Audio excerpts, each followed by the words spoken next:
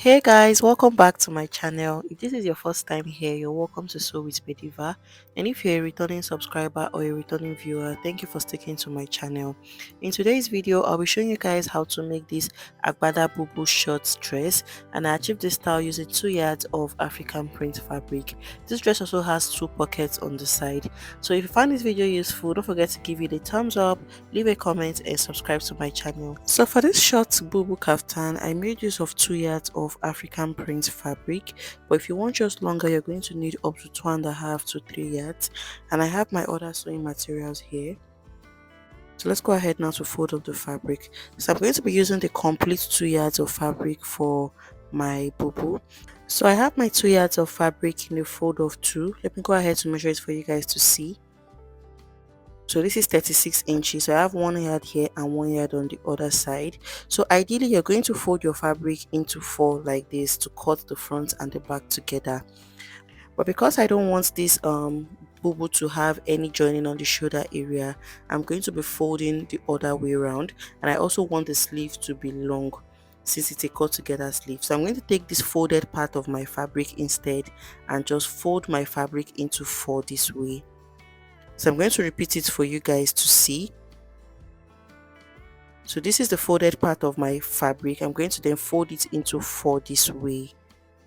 So by folding this way, there will be no joining on the shoulder area of this danshiki bubu.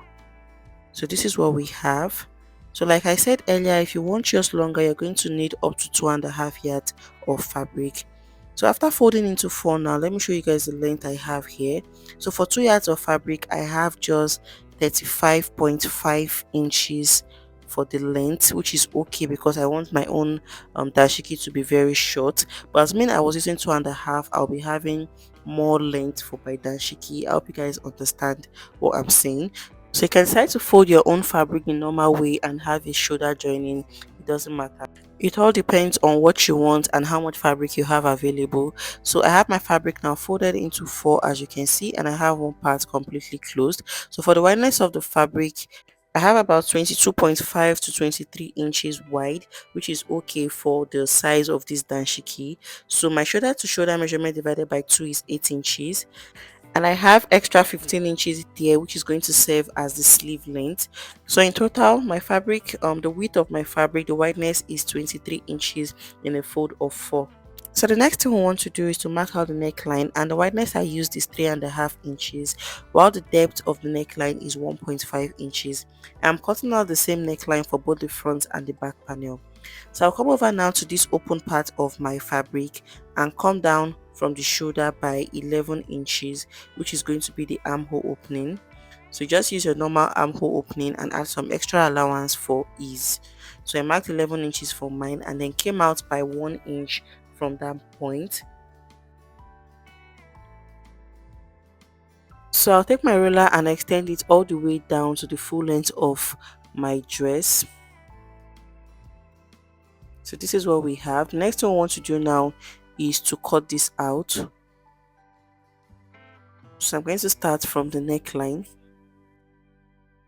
and then I'll take the side of the dress.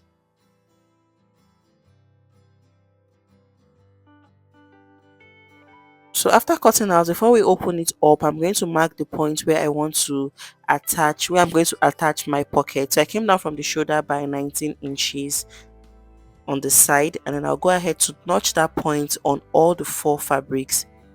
Go ahead to notch it so that you'll know where to attach your pocket. So I'll go ahead now to open it up for you guys to see, and this is what we have. So the center front is going to have an opening in front so that it goes in through your head easily. So I'm going to go ahead to fold it back into 4, and then from that neckline I'll come down by 7 inches for the opening.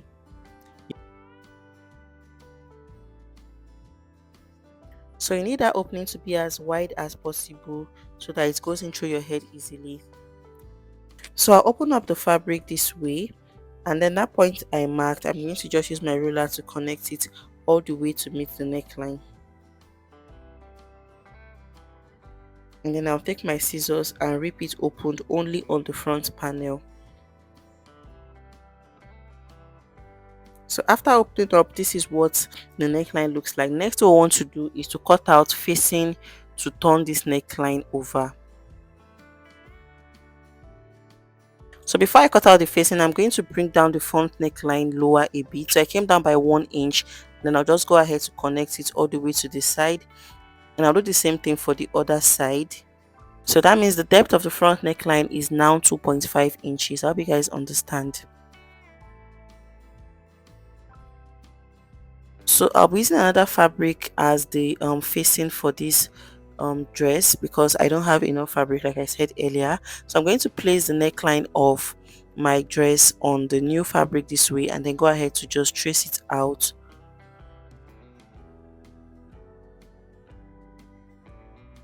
So after tracing, I'll take an allowance of 2.5 inches all the way around it. As you can see, take an allowance of 2.5 inches all around it, and then go ahead to cut it out.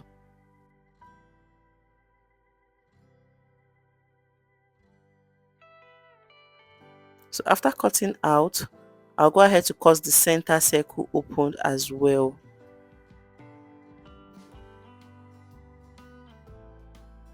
And then I'll rip that center front opened. So I'll be placing this now on the neckline of my dress, making sure the right side of the fabrics are facing each other. You can see how perfectly it fits into the neckline, and then I'll go ahead to stitch it together using 1/2 inch. Go ahead to stitch that V-shaped part first, and then go ahead to stitch the circle as well. So when I'm done stitching, I'll show you guys. So guys, after stitching, this is what we have. The next thing we're going to do is to notch the seam opened. So I'm going to go ahead now and just notch the seam open. As you can see, make sure you don't cut it up to where you have the joining. Just notch the seam allowance open this way.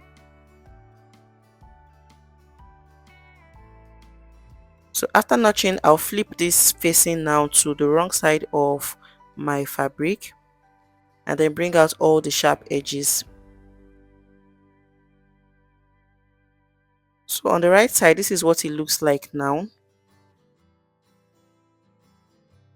and on the wrong side, this is what we have. So I'll go ahead to iron it out so that it lays down flat, and then I would fix my hemming gum under the fabric and then iron it so that it holds it down firm.